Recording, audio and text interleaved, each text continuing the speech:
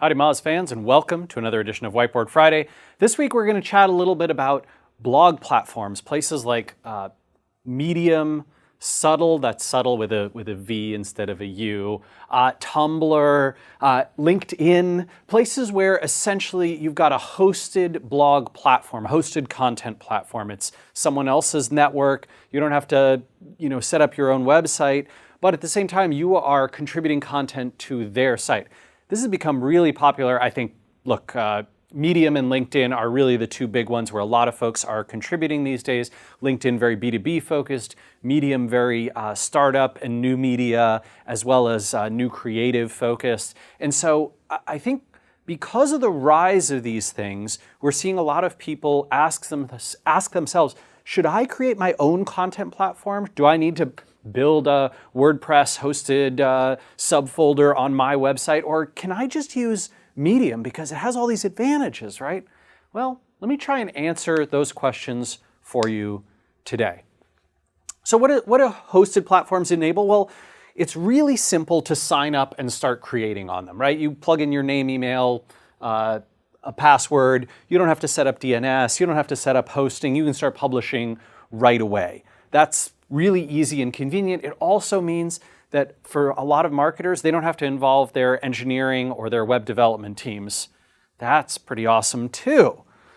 There's also built-in networks on a lot of these places, Medium in particular, but Subtle as well. Tumblr, quite obviously, has a very, very big network.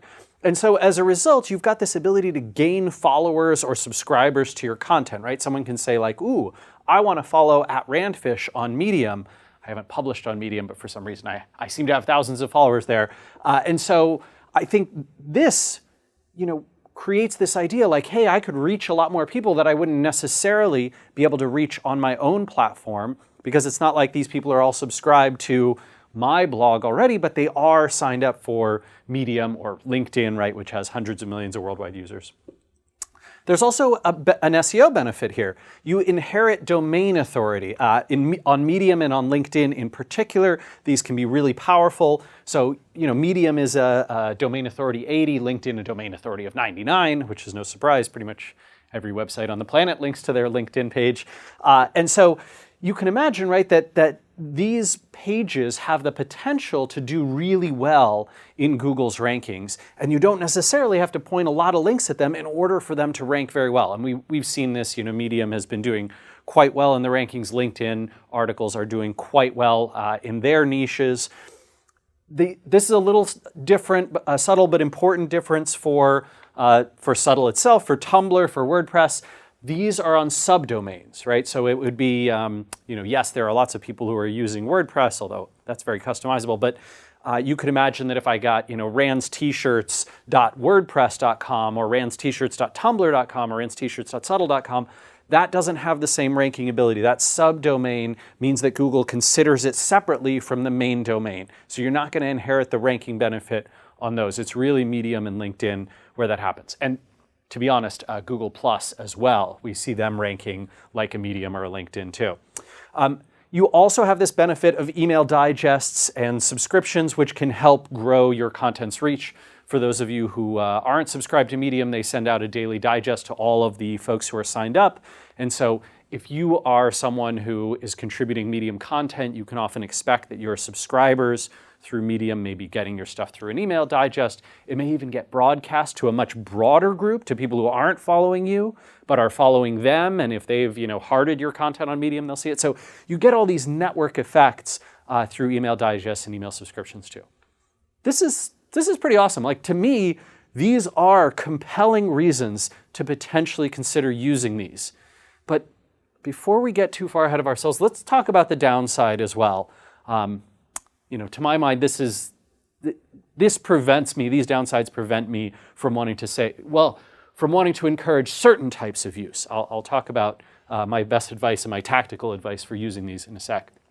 So links, authority, and ranking signals that are accrued, right? We recognize that you put a post on Medium. A lot of times, posts there do very well. They get a lot of traction, a lot of attention. They make it into news feeds. Other sites link to them. Other pages around the web link to them. It's great. Lots of social shares, lots of engagement. That is terrific. guess what? Those benefits accrue only to medium.com, right? So every time you publish something there and it gets lots of links and ranking signals and engagement and social and all these wonderful things, that helps medium.com rank better in the future. It doesn't help yoursite.com rank better in the future. And you might say, but Rand, I've got a link here and that link points right back to my site. Yes, wonderful. You now have the equivalent of one link from Medium. Good for you. Now, it's not a bad thing, but this is nowhere near the kind of help that you would get if this piece of content had been hosted on your site to begin with. If this is hosted over here, all these links point in there and all those ranking benefits accrue to your site and page. In some ways, from an SEO perspective, especially if you're trying to build up that SEO flywheel of growing domain authority and growing links and being able to rank for more competitive stuff, if you're trying to build that flywheel, you'd almost say, hey, you know what? I'd take half the links and ranking signals if it were on my own site.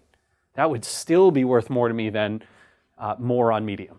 Okay, but that being said, there's all the distribution advantages, so maybe we're still at a wash here. There's also, on these blogging platforms, these hosted platforms, there's no ownership of or ability to influence the UI and UX. That is a tough one too. So one of the wonderful things about blogging is, and we've seen this over the years many times at Moz, right? People come to Moz to read the content and they remember Moz and they have a positive association and they say, yeah, Moz made me feel like they were authorities, like they knew what they were talking about. And so now I want to go check out, Moz Local, their product, or Moz Analytics, or Open Site Explorer, or whatever it is.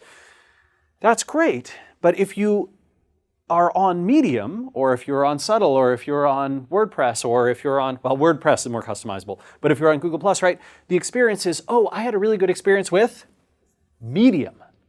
It's very, very different, right? They will not remember who you are and how you made them feel, at least certainly not to the extent that they would if you owned and controlled that UI and UX. So you're really reducing brandability and any messaging opportunities that you might have had there. That's dramatically reduced. And I think that's very, very tough for a lot of folks.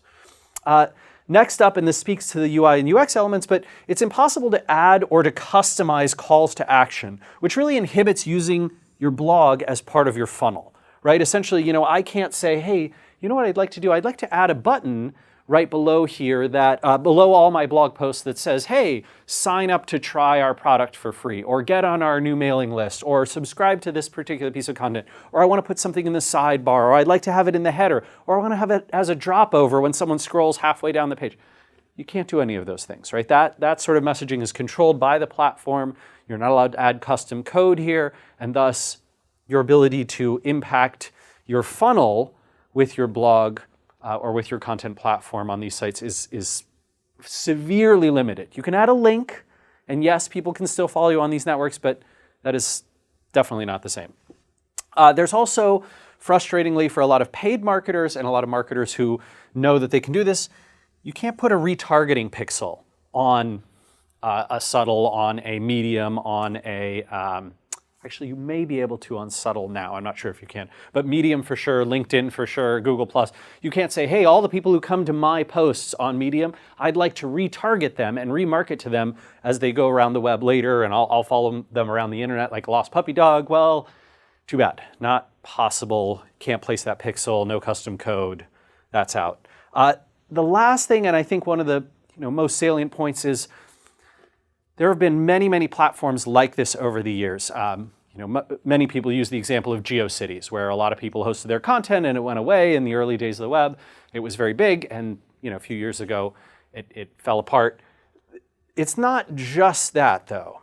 The uncertain future could mean that in some time frame, in the months or years to come, Medium or Subtle or LinkedIn or Google+ could become more like Facebook, where instead of 100% of the people seeing the content that they've subscribed to, maybe they only see 10%, or the Facebook averages today, which are under 1%. And so this means that you don't really know what might happen to your content in the future in terms of its potential visibility to the audience there. If that's the sole place you're building up your audience, that is a high amount of risk depending on what happens as the platform evolves. And this is true for all social platforms. It's not just true for these hosted blog content platforms. Many folks have talked about how Twitter in the future may not show 100% of the content there. I don't know how real that is or whether it's just a rumor, but it's one of those things to consider and keep in mind. So my best advice here is use platforms like these for reaching their audiences. I think it can be great to say, hey, 1 out of every 10 or 20 posts, I want to put something up on Medium, or I want to test it on Google+, or I want to test it on LinkedIn, because I think that those audiences have a lot of affinity with what I'm doing, and I want to be able to reach out to them. I want to see how those perform. Maybe I want to contribute there once a month or once a quarter. Great, wonderful.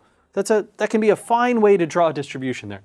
I think it's great for building connections. If you know that there are people on those networks who have big, powerful followings and they're very engaged there, I think using those networks like you would use a Twitter or a Facebook, or like you already use LinkedIn, to try and build up those connections makes total sense.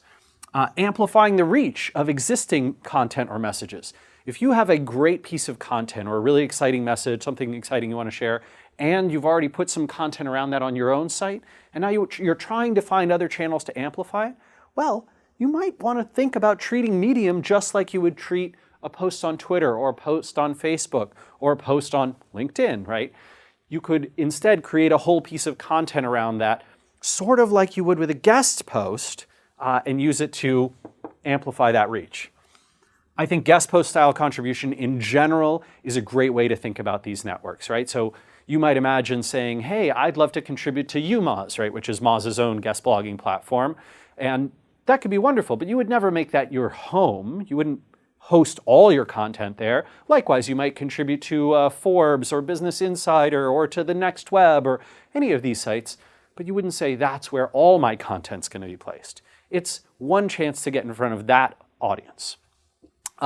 Last one, I think it's great to try and use these for SERP domination. So if you say, hey, I own 1 or 2 of the top listings of these, of the first page of results in Google for this particular keyword term or phrase, I want to use Medium and LinkedIn, and I'm going to write 2 separate pieces targeting similar keywords or those same keywords and see if I can't own 4 slots or 5 slots out of the top 10.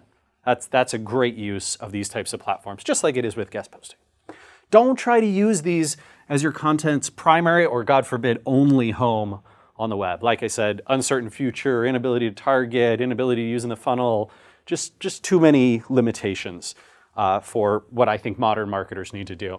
I don't think it is wise either to put content on there that's what I'd call your money keywords, right? Essentially, stuff that is very close to the conversion funnel, where people are going to search for these things, then when they find this content, they are very likely to make their next step a sign up, a conversion.